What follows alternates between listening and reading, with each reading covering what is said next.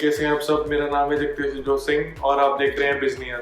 तो यार आज की वीडियो में हम इस टॉपिक पे बात करेंगे कि कौन से ऐसी 8 मिथ्स हैं जो कि लोगों के माइंड में होते हैं स्टार्टअप के रिगार्डिंग। तो यार जो पहला मिथ है वो ये है कि जैसे कि मेरे पास कोई भी आइडिया है कि मान लो कि मैं स्पेस ट्रैवल को, जैसे स्पेस एक्स काम कर रहा है इलॉन मस्क का, तो वैसा ही चीज़ मैं इंडिया में करना चाहता हूँ। मेरे पास सिर्फ आइडिया ही है, ठीक है।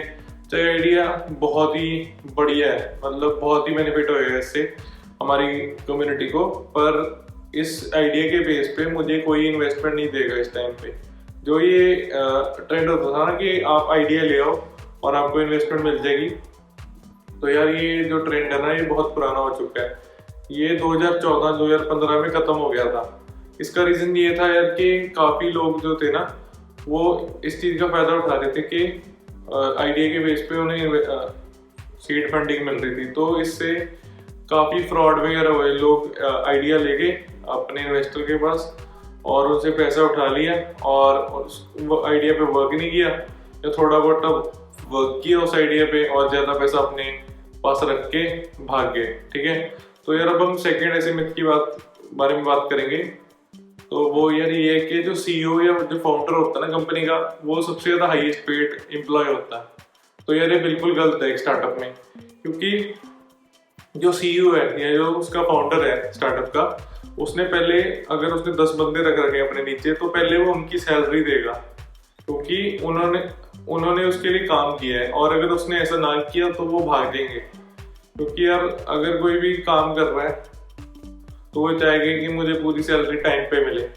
तो जो फाउंडर है ना, तो उसको सबसे आखिरी में वो अपने आप को पे करता है अगर कुछ बचता है तो ये सबसे बड़ा मिथ है यार। तो अगला मिथ यार ऐसा है कि कोई लोग होते हैं कि वो फास्ट ग्रोथ पे फोकस करते हैं और अपनी कंपनी को या स्टार्टअप को प्रॉफिटेबिलिटी की स्टेज पे वो सोचते हैं कि बाद में लेके आएंगे। जैसे कि एक स्टार्टअप था आस्क मी बाजार, वो उसने ऐसे ही किया था यार। उसका आइडिया अच्छा था, आप कभी भी नेट वगैरह पे सर्च कर सकते हैं, उसने काफ़ी अच्छी फंडिंग भी उठाई थी। पर दिक्कत ये थी यार कि वो प्रॉफिटेबल नहीं था। वो उसके जो इन्वेस्टर थे उसमें पैसा डाली जा रहे थे, तो उसकी वजह से उसकी वैल्यूएशन इंक्रीज हो रही थी।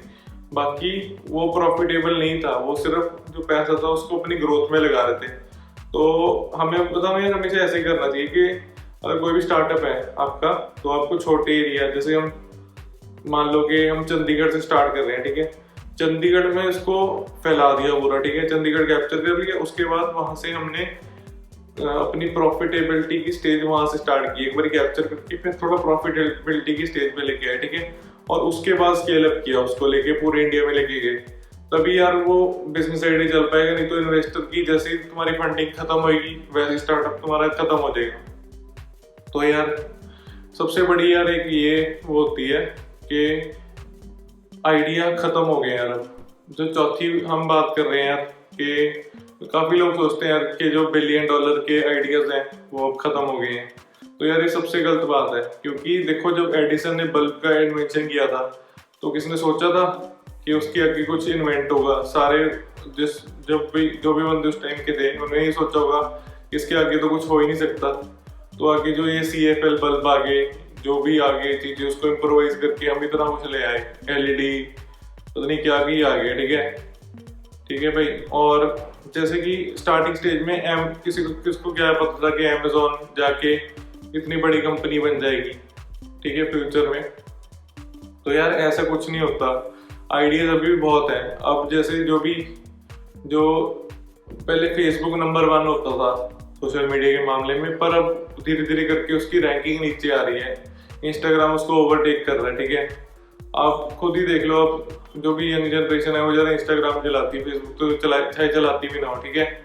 तो ये यही बात है कि आज से 50 साल बाद जो आज फेसबुक या जो इंस्टाग्राम है, वो आज क्या पता कि एग्जिस्ट ही ना करें, जाके कुछ और ही नई चीज़ बन जाए जिसको लोग लाइक करने लग जाए। तो यार ऐसे कभी आइडियाज़ फिनिश नहीं होते, ठीक है। और पांचवा यार और सबसे जो महत्वपूर्ण अपना वो होता है मिथ ये है कि यार अपना आइडिया कोई शेयर नहीं करना चाहता किसी के साथ। तो यार ये सबसे गलत बात है। लोगों को ये लगता है कि अगर उसने अपना आइडिया किसी को बता दिया, स्ट्रेंजर को या किसी को भी, तो वो उसका आइडिया कॉपी कर लेगा। तो यार बताओ क्या है, ये सबसे गलत थिंकिंग है। क्योंकि जैसे अब लगा लो मेरे पास कोई आइडिया, ठीक है, मैं वो अपने तक की दबा के रखता हूँ, मैं किससे बात ही नहीं करता, मैं उस पर काम करना स्टार्ट करता हूँ तो पैसे लगाना स्टार्ट कर देता हूँ अपने पर्सनल स्टार्टिंग में, और किससे पूछता नहीं, इसी डर से कि अगर मैंने किससे पूछ लिया तो वो मेरा आइडिया कॉपी ना कर ले। तो यार जो अगर कोई भी, मैं किसी को भी बता रहा हूँ यार आइडिया, तो ऐसी थोड़ा चीज़ है, इजी चीज थोड़ा है कि कोई भी 1-2 दिन में खड़ा कर देगा। क्योंकि काफ़ी यार हार्ड वर्क लगता है इस चीज़ में, ओवरनाइट तो कोई सक्सेसफुल नहीं होता। कम से कम उसे 4-5 साल अपनी ज़िंदगी के उस स्टार्टअप में या उस आइडिया पे डालने पड़ेंगे, तब जाके कुछ होगा।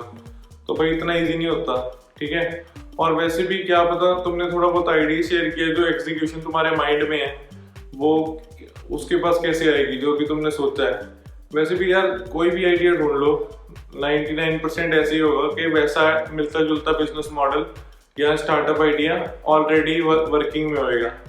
जो बेसिक चीज़ जो आपको डिफरेंशिएट करती है ना, वो ये है कि आप उसको इम्प्लीमेंट कैसे करते हो। जितना आप अच्छी तरह से इम्प्लीमेंट करोगे, जितना अच्छा उसे कस्टमर्स के लिए बनाओगे, उतना अच्छा रहेगा। तो यार अब हम सिक्स्थ जो भी मिथ है उस पर आते हैं यार, कि जो स्टार्टअप कंपनीज होती हैं वो सिर्फ टेक कंपनीज हो सकती हैं। यार ये बिल्कुल गलत सोच है। क्योंकि चाहे यार बायजूस होगी अपनी, चाहे जो भी आजकल के जो भी बढ़िया यूनिकॉर्न बनाए, अभी लेटेस्टली बायजूस भी यूनिकॉर्न लिस्ट में शामिल हुआ है। तो यार ज़रूरी नहीं होता कि जो टेक स्टार्टअप होते हैं उनको ही सिर्फ ऐसे स्टार्टअप गिना जाता है। कोई भी आपकी नई इन्वेंशन जो भी या कोई भी आइडिया जो अपनी सोसाइटी को इम्प्रूव करता है, उसको स्टार्टअप का खिताब दिया जाता है यार। तो ऐसे नहीं सोचना कि टेक स्टार्टअप को ही फंडिंग मिलती है। क्योंकि यार कोई भी या कोई भी चीज़ होगी या सर्विस बेस्ड हो गया या कोई भी प्रोडक्ट बेस्ड है आपका, अगर वो नीड को स्पेसिफाई कर रहा है तो वो स्टार्टअप आइडिया, और आपको फंडिंग मिलेगी अगर आपका आइडिया अच्छा है। क्योंकि मैंने पीछे एक वीडियो देखी थी यार शार्क टैंक में, वो एक शो है जो कि ABC नेटवर्क पे आता था पहले। तो वहाँ पे 5 इन्वेस्टर होते हैं और वहाँ पे लोग बंदे अपना आइडिया पिच करते आते हैं इन्वेस्टर्स को। तो मैंने एक ये चीज़ देखी थी कि एक बंदा आया था वहाँ पे, जो कि अपने जिम वाले भाई नहीं होते जिनको जो वो लेते हैं अपना पाउडर वगैरह, तो अगर बिस्लेरी टाइप बॉटल है तो उसका जो लिड होता है ऊपर वाला वो छोटा होता है। तो अगर बंदा पोर करता है उसमें अपना लिक्विड, जो भी पाउडर को पोर करेगा, तो पाउडर नीचे गिर जाता है यार, तो वेस्ट हो जाता है। तो बंदे ने कहा ऐसे किया था कि उसने अपने जो भी अपना वो स्कूप था उसकी हाइट को इंक्रीज कर दिया था और उसकी विड्थ को डिक्रीज करके उसने ऐसा स्कूप बनाया था कि अगर बिस्लेरी टाइप बॉटल है छोटी सी भी, तो भी उसमें आराम से चलेगा और बाहर नहीं गिरेगा। तो भाई ये भी एक अच्छा आइडिया है, क्योंकि उस बंदे ने एक नीड को टारगेट किया और उस पर काम किया। तो यार ये टेक स्टार्टअप में तो आता नहीं, बेसिक सा छोटा सा आइडिया है यार, ठीक है। एक ये हो गया अपना। और सातवां यार ये है कि स्टार्टअप्स आर ग्लैमरस। यार ये सबसे बड़ी भूल है कि सबको सिर्फ सक्सेस ही दिखती है, जैसे कि अमेजोन हो गया, फेसबुक हो गया।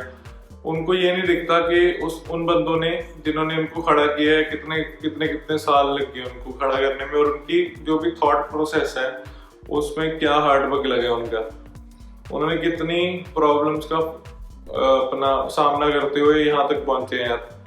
क्योंकि इतने साल लग जाते हैं यार, क्योंकि काफ़ी जो स्टार्टअप होते हैं उनके फंड्स वगैरह खत्म हो जाते हैं, या बंदे जो स्टार्टअप का फाउंडर होता है उसका इंटरेस्ट चले जाता है, उसमें से कहता है पैसे नहीं आ रहे।